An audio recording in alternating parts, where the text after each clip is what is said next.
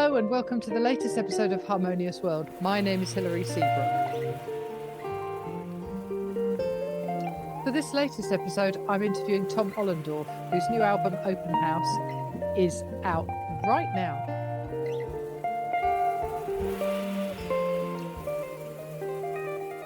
Tom is definitely a rising star in the UK jazz scene, and his guitar playing is really quite extraordinary.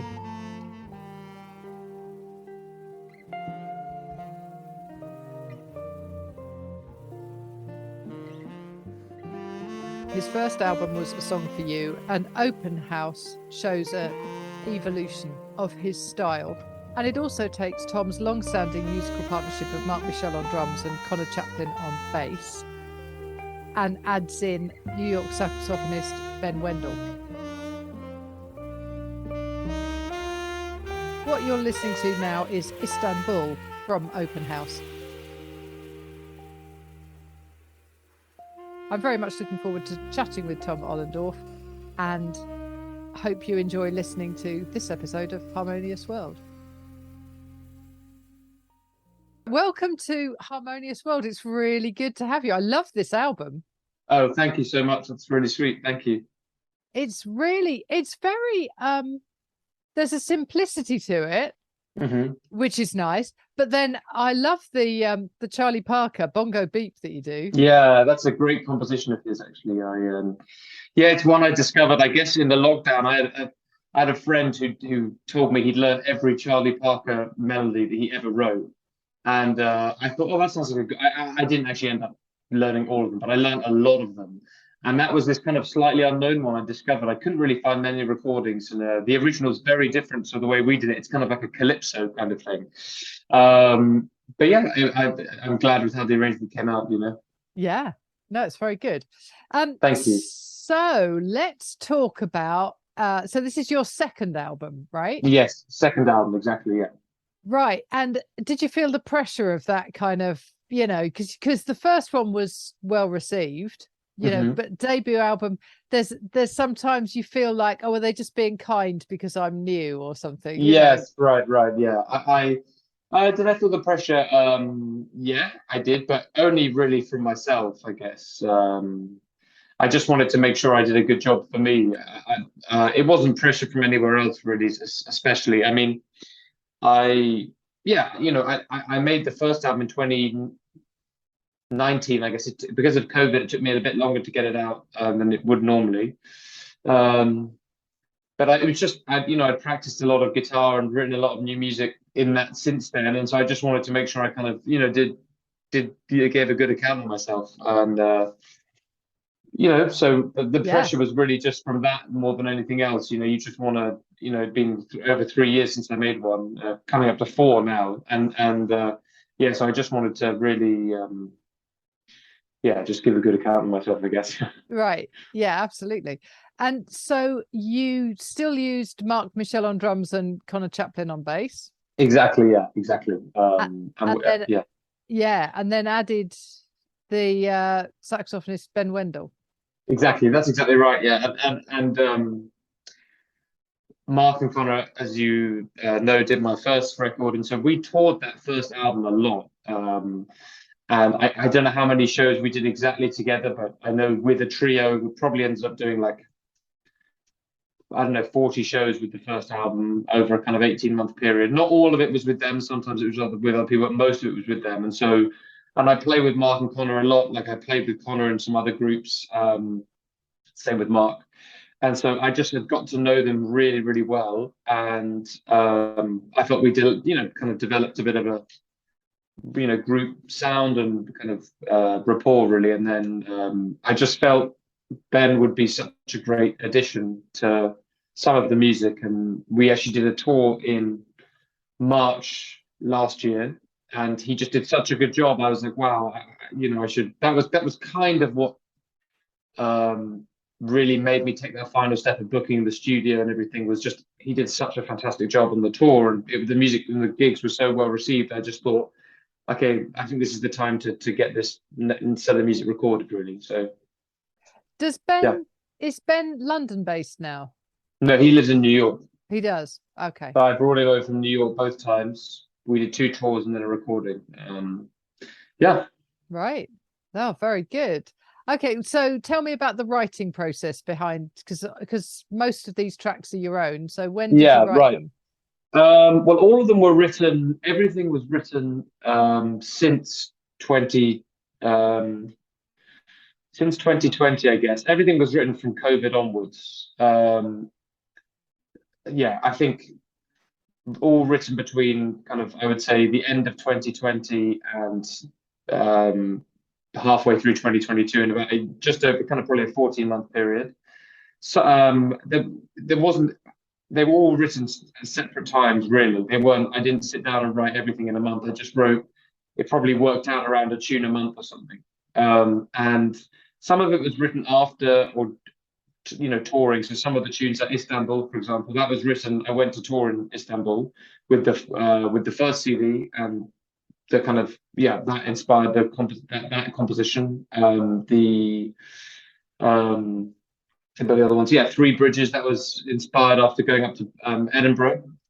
So a lot of the time it was experiences or things which kind of a lot of it coming off the back of the first record, new places I went and played. And yes, it was all written in about a 14-month period, I'd say. And I mean, obviously the COVID period was a period where there was just a lot of time. So I was practicing a lot. I was working, in general, playing that guitar just really the whole day. There was nothing else to do. So I guess I kind of had tons of material, and then the stuff on the record is just what ended up being the final things I chose and felt, fitted together best in a way. Right. Okay. It's interesting actually because I'd already decided that I wanted to start with Istanbul because I like that Aha, track. That's a great track. thanks. And funnily enough, finish with some of Three Bridges because again, Sure. they're great tracks. They really Oh, are. thank you very much. Thank you. Thank you. Yeah. And I thought in the middle, and now is an ideal time to play some of that. I thought I'd play some of Hollywood. Oh, brilliant. Okay, thanks.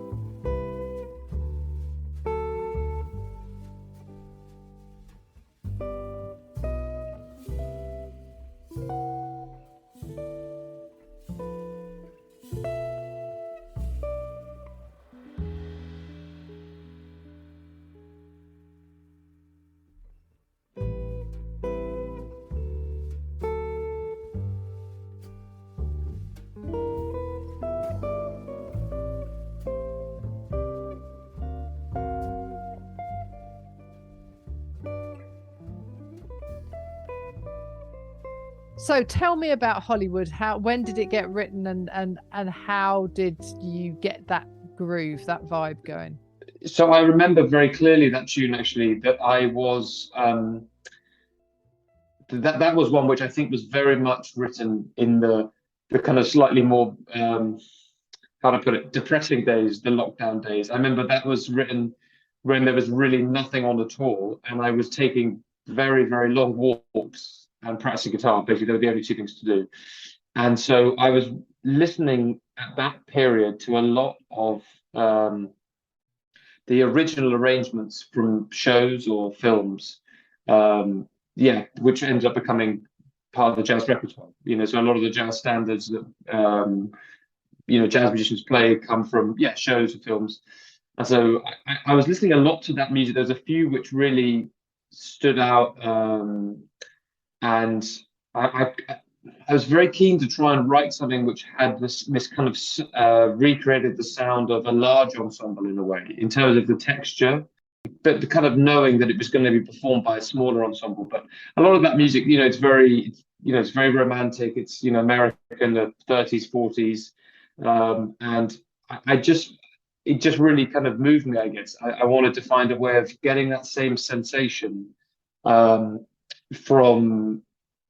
from a piece which I was going to play in a smaller group, and I guess have an idea like it was performed almost. And there's a couple of pieces on the album like this, performed, in a sense, a bit more like a chamber ensemble. Everyone's kind of responsible for the melody. It's unusual because it's a ballad, and it's very slow, but it's in 5/4. It's not super common that it's in a kind of odd time signature, but it's because it's very slow. It doesn't necessarily feel like that. And so the way the melody moves and the kind of rhythm of the piece is a bit unusual at points, but it's all focused around the melody and everybody playing the melody together. And I remember clearly, writing the main theme. And then at this time, I was actually living with a bunch of other musicians and kind of trying it out with some of them and maybe making little adjustments to the form. And so that was really, I guess that was one of the first ones really that I wrote actually. And I think there's definitely, I don't know, a kind of nostalgia about it, in which I think you also hear in some of that music I was describing, some of that film music and music from shows. So no, it's great. So it's a really lovely track. No, thank you. Yeah. So tell me about your background. Well, I grew up in London, so I'm a Londoner, still living in London, and I really I guess I came to jazz quite late, really. I really I taught myself the guitar just from learning. I guess it was just enthusiasm, but I was very enthusiastic about playing guitar, but I didn't have any lessons really, and I just learned from copying people on DVDs and learning stuff by ear really, and then I guess when I got to 18 or 17 or 18, I started thinking, maybe not being fully satisfied with what I taught myself, or just feeling like I was quite limited, but very enthusiastic and very passionate about it.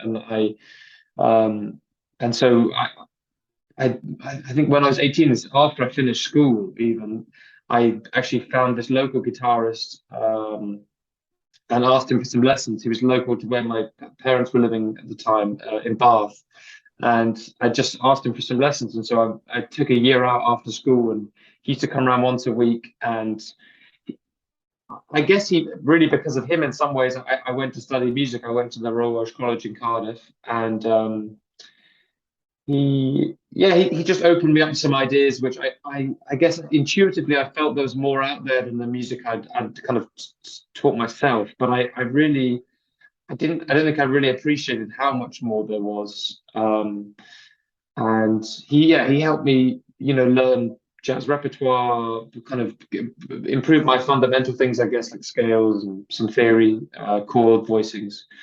But I was still very much at quite a rudimentary level with that. I could play the guitar quite well, I guess, but nothing special. But in terms of the jazz side of things, I was really very rudimentary. And then I was very lucky to get a place to study in Cardiff. And I guess I guess in a way, I turned up there, and it was probably one of the first times in my life I ever suddenly, I think I just felt like I was a bit of a late starter in a way, but I suddenly thought, wow, if you want to be good at anything like this, you've just got to work really hard. I remember it being a bit of a shock. I felt like I didn't ever work super hard at school. I didn't like, no, I guess didn't have that, what I would call in some ways intelligence. I don't know what it was, but that awareness of what's required to do well at stuff, you know. And I remember just other people in the who I was in the year group with. It's very nice, a very small year group, and there were lots of very good musicians in my year. Just having all these skills I didn't really have, and a lot of them had training I didn't really have, and I suddenly remember thinking, "Wow, okay, I got to really knuckle down here." And I guess in a way, I haven't really changed since then. I still have that same attitude in a way that I had then. Like yeah, still try and work really hard and practice like as much as possible. And but it definitely took quite a while before, I guess it took maybe a decade or something really before I started feeling like I could play at all. Really, I mean, maybe not quite that long, but maybe like 7 or 8 years before I really felt like I could really do a gig and sound happy with it. So yeah, but I mean, nothing. I haven't got any particularly interesting backstory. My parents both love music, and so I learned the piano as a kid and clarinet a bit, but I guess I never loved it in the way that I just, for some reason, loved guitar. When you love something, I guess it's easy to. Yeah. It's not really a chore. So, yeah, Right. and And it's that's an stayed the same. interest that is an interesting story because so many people kind of uh realize where they're going quite early on, and they sort of, at school or whatever, or they um go straight from school to university, to music college or whatever. Mm, And it's quite interesting to sort of have that year of kind of going, oh yeah, maybe this is it, maybe this is my thing. yeah, I yeah. think it's brilliant. Well, I mean, yeah, I think it's the same with other things as well. Like I've been learning French for the last couple of years. Again, like in school, I just thought, what a waste of time. And I don't know, just I guess as you get a little older, you appreciate the value of trying to get better at things, I guess, in some way. And I just never had that as a kid, really. Right. At all. I mean, I don't know why, I don't know what it was. It was just it wasn't like I was a terrible student. I didn't do like terribly at school. I did fine. I just kind of coasted a bit. And I think I just suddenly realized coasting wasn't going to cut it. And particularly in something like music as well. I remember even when I finished college, I remember when I finished studying at college, I remember I did my final result. I actually kind of got an amazing mark and some incredible feedback. But I remember having real doubts about whether I could still be a musician. Like I remember thinking about some musicians in London who I knew or I'd heard play, and I was really sure if I didn't really know if I can do that. Like I didn't really. I guess I didn't know if I could get to that level or. So yeah, just like anything, it takes a lot of time, Yeah. to get good at something. So I guess I found out just at the right moment. I think if I'd left it any later, I don't know. I'm not. I don't know if I'd be quite in the same position I am now. But Yeah. yeah, Well, I'm yeah, glad you did. yeah. I think so. Me too. I think. Yeah. Let's see. Let's see. Yeah. Yeah. The story's not over. So. No, absolutely. So tell me, what is coming up? What's next? Well, so I mean, I just landed back in the UK last night. I've just began the tour for this record. There's 17 dates, and to begin with, there's actually more later in the year, but that's the beginning. And I've just got back from 4 very nice dates in Ireland, which was really, really nice. And I have a couple of weeks now where I'm touring, doing other people's projects or other projects, or some recording for other people, and then it starts again, and then it's quite full on. I guess there's like 13 dates pretty much in a row, maybe one day off or something. So I'm really focusing on trying to tour this music now. I put everything into practicing and recording it, and now just trying to really tour it and yeah, get the music to as many people as possible in that kind of live performance setting. And Yeah. yeah, I'm looking forward to it. You know, I think most of the places I've played before, but some of the places there's some new places where I haven't played with my own music, where I've played with other people. So yeah, things are, that's exciting. I obviously love to play it in a way. That's kind of one of the main motivations. It's not the only motivation, but that's one of the main things is the touring aspect, and doing gigs and hopefully to nice places to good audiences. Yeah. So yeah, that just began the last few days, which was great. Went really, really well, I think. And yeah, more of that Great. coming up starting in a couple of weeks. Brilliant. So where can people find out where they can see you? Have you got a website? Great question. Yeah, great question. So, I mean, if people follow me on social media, then they'll be able to see there. There's like 12 places. People go to my website, all the dates are up there. I guess those are the best places. Yeah. Following me on social media, I guess, is that, I mean, Instagram is the only social media I really do. So Instagram, or my website basically are the two places. And yeah, obviously it'd be lovely to see as many people there as possible. Brilliant. Excellent. Well, thank you so much for joining me, Tom. It's really good to have you on Harmonious World. Oh, thank you so much for having me. It's lovely to be with you.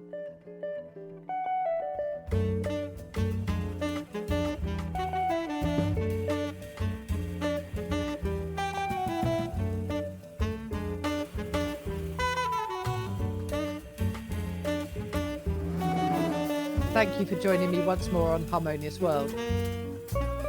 You've been listening to my conversation with guitarist Tom Ollendorff, and what's playing now is Three Bridges from his album Open House. I hope you enjoyed listening to our conversation.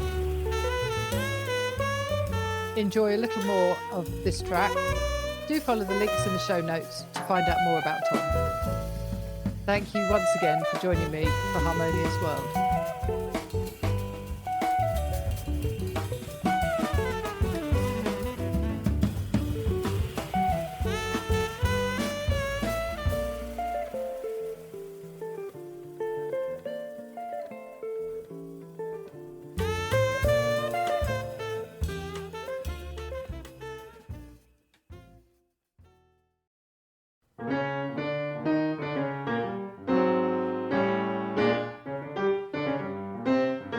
Thank you for listening to the latest episode of Harmonious World. My name is Hilary Seabrook, and it's a great delight to bring this series of discussions with musicians and composers and writers and all sorts of people to you.